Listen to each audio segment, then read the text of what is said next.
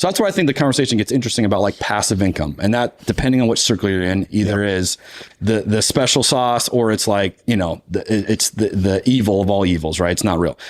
I think it's worth talking about going, how do you financially take care of what you need to take care of, and figure out how to do things you're passionate about. If you can do those in both, great. If you can't, you got to figure some things out. For us, what we realized is my wife's in real estate. She's an unbelievable realtor.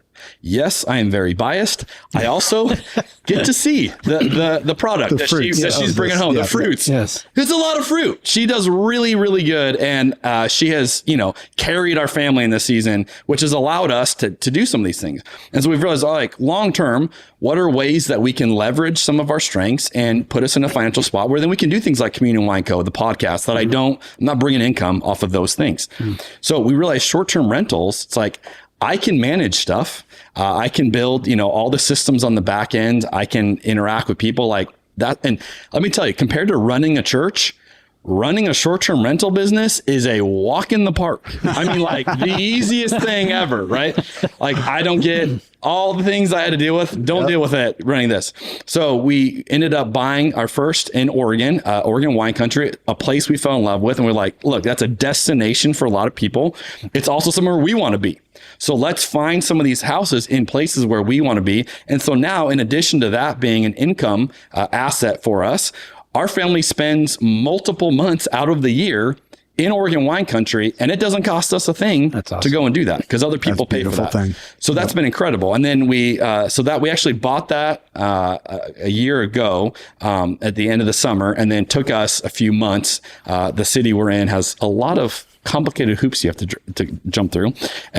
In January was when we were able to launch it. So that's coming on a full year of launching that. And then this year, again, we found another rental in Pine that was already a rental. And so there saw some opportunity there, already had some of the work done to it. So we bought that, and that one has just taken off the last couple of months. That's great. We just spent last weekend as a family in that home. And again, other people are paying for that. So it's allowed us meaningful things as a family. We get to go travel. We get to get out of the routine. That's awesome.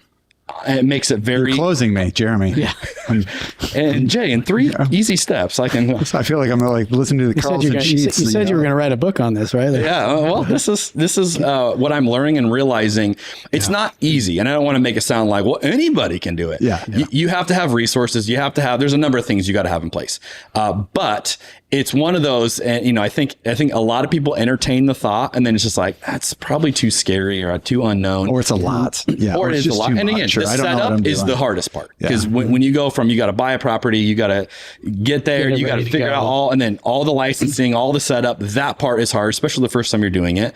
But I'll tell you what, creating the second one, much easier than the first, because I already was like, I figured this out. The whole system in place. And then now it's like number 3, it's going to be great. Like, I'm just getting better and better at it. And so I am going to figure out ways, little forecasting of figuring out how to help people navigate that up. If this is something you're thinking about, what are the preemptive steps you take to go, okay, how do I turn that from I would like, someday to, hey, we can make this a legitimate option that we could explore. And I think I'm going to help, trying to walk people through some of the things that we've walked through, because it's been life-giving for our family. And so now that's what I spend my time on. That is the biggest income, producing part, but it's fun. And here's what I'll tell you is the surprising fun part that most people don't talk about.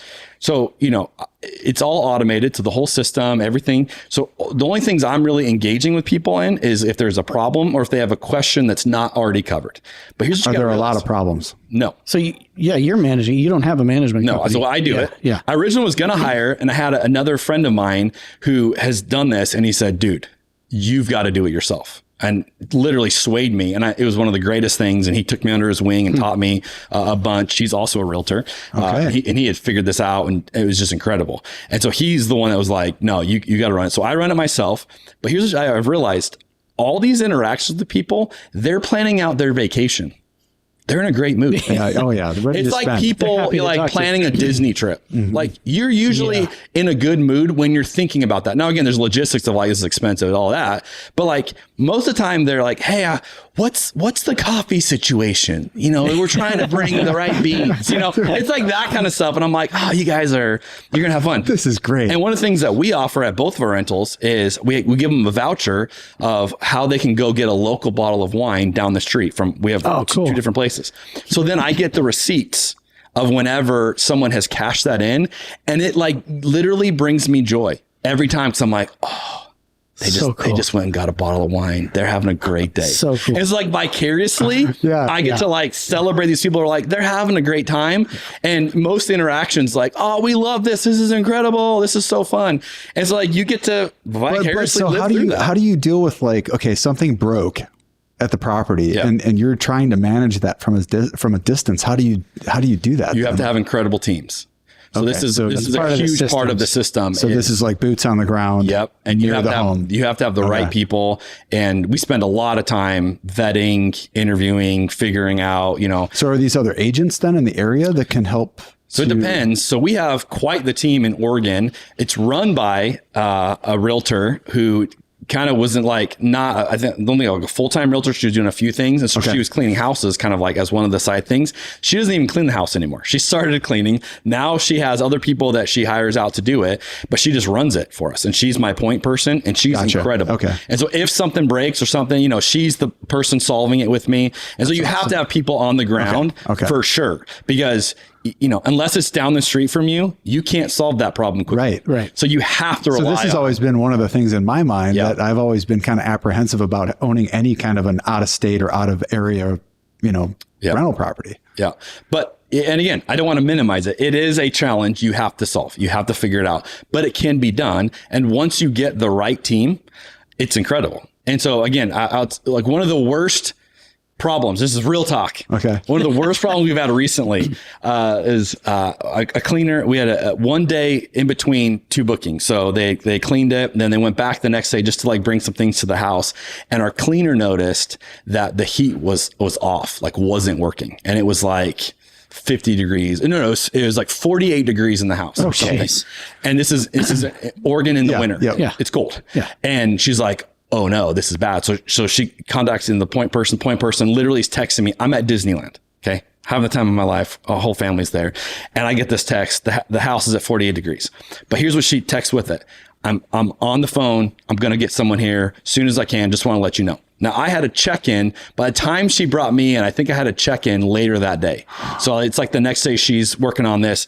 And so I'm literally thinking, okay, this could be bad. Right. Mm-hmm. But we're going to solve this. So what I do is I just communicate to the guest like, hey, FYI, our cleaner popped in today, noticed something's up with the heat. Just want to make you aware of it. It might be a little chilly when you get there, but I want to just assure you we're on it. We're going to get someone over there as soon as we can. We're going to solve this for you. Just want to give you a heads up. Okay. So I'm going to over communicate because I don't want that guest popping in going, what on earth? Right. Yeah. So they know before they even check in, there's a problem. They're solving the problem. Yep. The lady on the ground, the realtor that's managing this, she ends up calling multiple people, find someone who's down the street. That person comes out, figures it out, fixes it before they even get there. Problem solved. Perfect. Like she was incredible. That's amazing. And so we literally like send her a gift basket. Thank you so much for your help. But like, that's the worst that I've had in a while. And so again, things do go wrong. If you have a team there who's competent and they're able to like, hey, we can solve this, most of it's not insurmountable. And most of the time, guests are pretty accommodating of like, hey, we understand it's a house and stuff's going to happen. Things are going to break, whatever.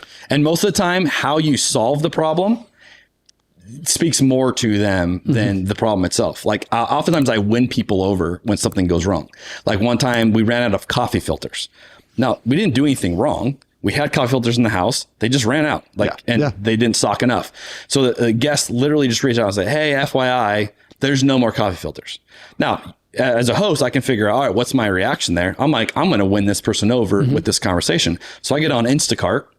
I get a whole like 100 or something of coffee filters sent rush delivery to my house. It's like $40-$50 or something to do all that. What do you think? Like, that's expensive coffee filters. It's not about the coffee filters. It's about this guest. I'm going to wow this how guest. They feel. And literally within the hour, they get a notification like on the door, there's coffee filters and there's like this 100 pack of coffee filters.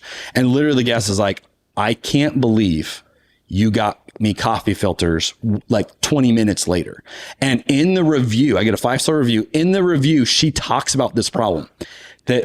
We ran out of coffee filters. I let the owner know. 20 minutes later, 100 coffee filters on the front door. Like it wowed her. Yeah. And so again, even those, if you have the right mentality, is a chance to make a customer for life. And so it's like, even the problems, even the worst things that could go wrong are opportunities if you have. It sounds like you had some Disney training, perhaps. I don't know. I don't know, but it sounds like I was in the happiest place. No, I wasn't at Disney for that one. I was like, we need to send his customers 1,000 coffee filters. His customers in a happy place, and he wants to keep it that way, right? Yeah, and again, you know, you can either make it a really big deal to someone, and then their reaction is going to downplay, like, oh, I didn't need that. Yeah. Or I downplay it and then invites them to make it really, you know, I gave you one thing and you couldn't even get me coffee filter. You know, then, you know, you hype them up. So to me, I'm like, I'm going to make this the biggest deal in the world.